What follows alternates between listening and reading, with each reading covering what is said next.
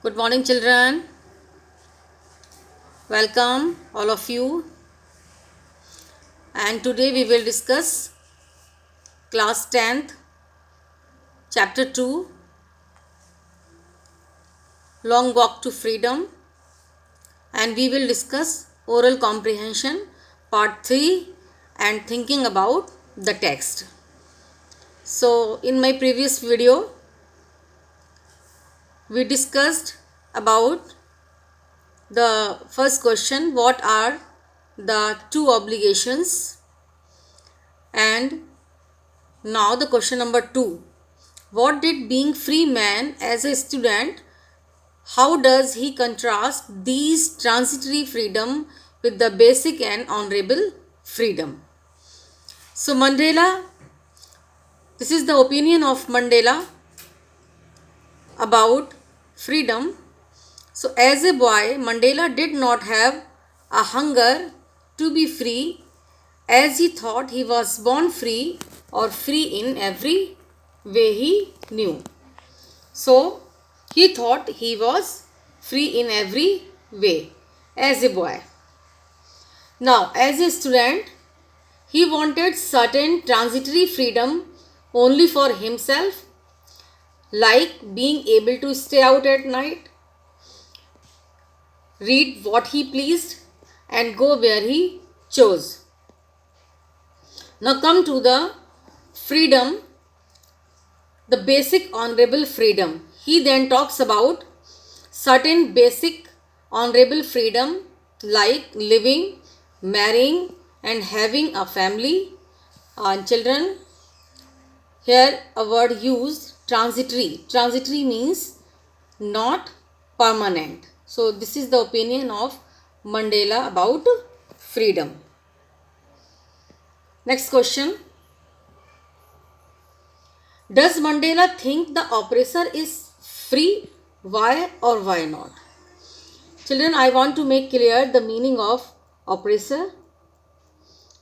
Oppressor means tyrant, persecutor, or subjugator. And the meaning of oppression is persecution. And the third word is oppressed. That means afflicted, downtrodden, or depressed.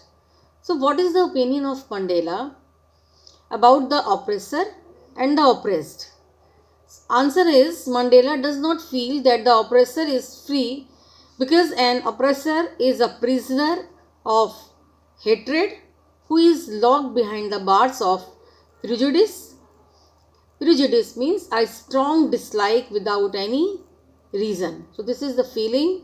If a person has this feeling, it is very wrong, and the bars of prejudice and narrow mindedness. Next question. Why did such a large number of international leaders attend the inauguration, and what did it signify the triumph of? Answer is when Mandela became the president and thus he had diplomatic relations with many countries, the inauguration of a new non-racial government was a historic moment in South Africa, and it signified the triumph of justice, peace, and human dignity. This is the reason that a large number of international leaders gathered over there or to attend the inauguration. It signifies it is the victory of justice, it is the victory of peace, and it is the victory of human dignity. Next question. What does Mandela mean when he says he is simply the sum of all those African patriots who had gone before him? So children, African patriots here refers freedom fighters. So Mandela remembers those African patriots who fought for the nation to get the freedom.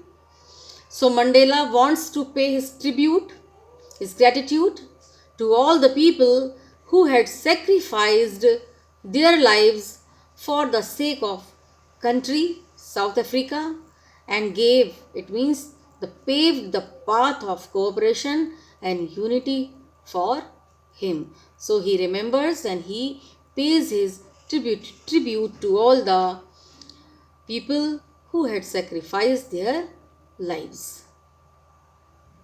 Next question. Would you agree that the depths of oppression create heights of character? How does Mandela illustrate this? Can you add your own examples to this argument? Yes. The answer is Nelson Mandela illustrates this by giving example of great heroes of South Africa who sacrificed their lives in the long freedom struggle, and during India's freedom struggle there was galaxy of leaders of great characters you could see, and you could notice that are freedom fighters who sacrificed their lives for the sake of India. Next question. How did Mandela's understanding of freedom change with age and experience? In my previous slides, I explained about the opinion and the thought of Mandela in respect of freedom. Again, we will discuss that the freedom changes with age and experience. As a boy, when he was a boy, Mandela did not have a hunger to be free because he thought he was born free, as every kid thought that he or she is free, or free in every way he knew.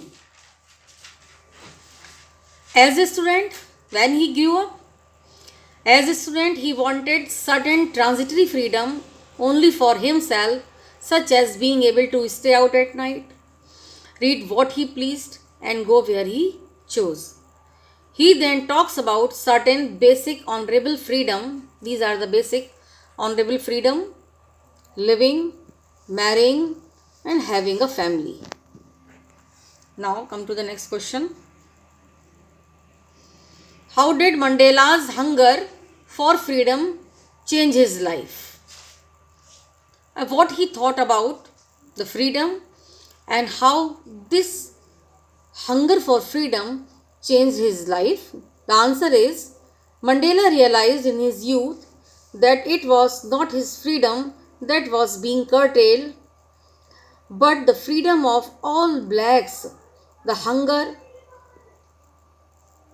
for his own freedom, the hunger for the freedom of his people. Thus, he joined the ANC, African National Congress Party, and this changed him from a frightened young man into a gold man.